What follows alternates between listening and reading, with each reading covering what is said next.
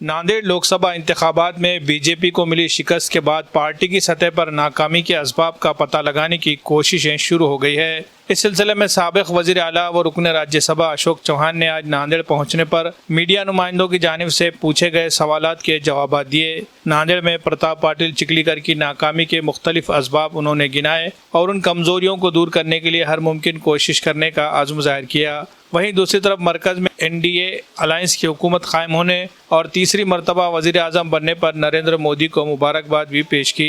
दिल्ली में वजीर आजम से मुलाकात के दौरान अशोक चौहान को नज़रअंदाज किए जाने से मुताल्लिक़ सोशल मीडिया पर वायरल हो रही तस्वीरों के बारे में पूछे गए सवाल का भी अशोक चौहान ने जवाब दिया, जिसमें उन्होंने कहा कि किसी भी वाक़े के कई रुख होते हैं। तंग नज़र लोगों को वही चीज़ें दिखाई देती है जो वो देखना चाहते हैं। हकीकत इसके बरखिलाफ है जो तस्वीरों में दिखाई दे रही है। अशोक चौहान ने यह भी कहा कि बीजेपी के रियासती कायदीन रियासत के तमाम लोकसभा इंतखाबी हलकों का दौरा करने वाले हैं और हर मुकाम पर जाकर वहां मिलने वाली कामयाबी और नाकामियों के असबाब का पता लगाएंगे और इस मालूमात की बुनियाद पर एक जायजा रिपोर्ट रियासती वर्किंग कमेटी को पेश की जाएगी।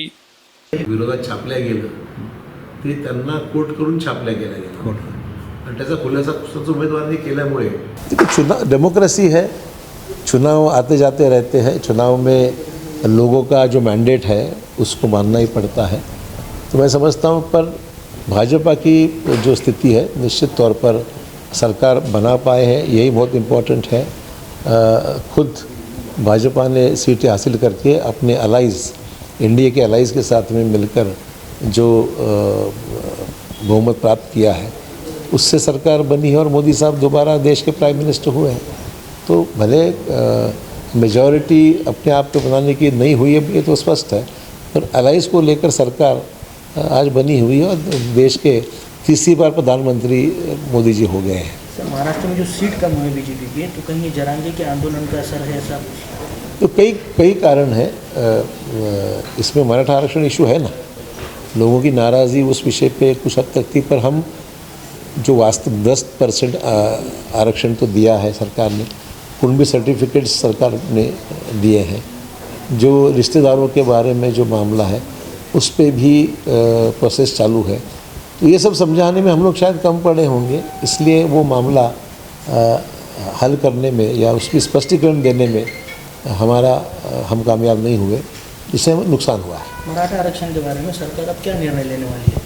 नहीं, अभी जो रिश्तेदारों के बारे में जो भी प्रोसीजर फॉलो करना है उनके डॉक्यूमेंट्स वगैरह देख के कानूनी तौर पर लीगली वो स्टैंड होना चाहिए, उसके लिए प्रयास शुरू है।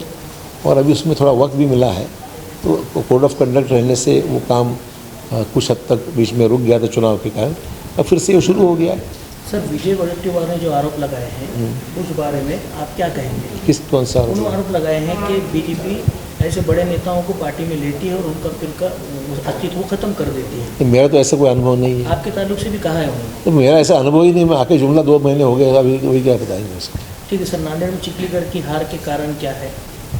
नहीं, देखो ऐसा है कि पार्टी ने राधाकृष्ण विखे पाटिल जी के नेतृत्व में यहाँ पर उनको भेजने वाले हैं। ऐसे राज्य में सिर्फ नांदेड़ ही नहीं, पूरे राज्य भर में ऑब्जर्वर्स को अपॉइंट किया गया है और जहाँ जहाँ चुनाव हुए हैं वहाँ पर उसका चाहे वो जीते हो या हारे हो या जो भी परिस्थिति है उसकी पूरी जानकारी लेकर वो हमारे भाजपा प्रदेश को अपना रिपोर्ट पेश करेंगे और मेरे ख्याल से सभी से बात करके ये फैसला तय करेंगे इसमें क्या कारण है। सर, इलेक्शन से पहले आपने कहा था कि आपके साथ बीजेपी में जाने के बाद भी मुस्लिम जो लीडर्स है, नेता है, वोटर्स है, वो आपके साथ है, लेकिन ये इलेक्शन में सर मुस्लिम वोटिंग मैंने ऐसा कभी मुस्लिम या हिंदू ऐसा कभी बात कभी कही नहीं थी।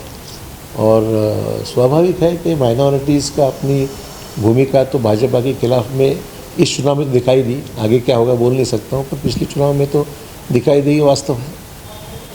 हर कैमरा में दिखाई दी चीज़ जिस एंगल से बताई जाती है वो कई बार झूठ रहती है या इसका इंटरप्रिटेशन गलत किया जाता है।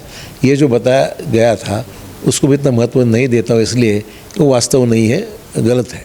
हिंदुस्तान की सबसे मजबूत इलेक्ट्रिक बाइक जॉय ई बाइक अब नांदेड़ में भी हो रही है दस्तयाब। जी हाँ, ग्रीन राइडर को नांदेड़ में जॉय ई बाइक का ऑथोराइज्ड डीलर बनाया गया है।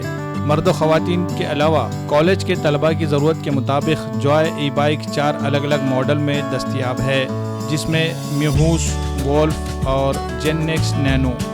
खूबसूरती और मजबूती के साथ साथ ज़बरदस्त बैटरी बैकअप, सिंगल चार्ज में 100 से 120 किलोमीटर की मिलेगी रफ्तार, कम से कम डाउन पेमेंट देकर EMI पर भी मिल सकती है गाड़ियाँ। मज़ीद तफसीलात के लिए शोरूम का पता है ग्रीन राइडर जॉय ई बाइक, रूबरू शिव मंदिर, चैतन्य नगर, एयरपोर्ट रोड, नांदेड़।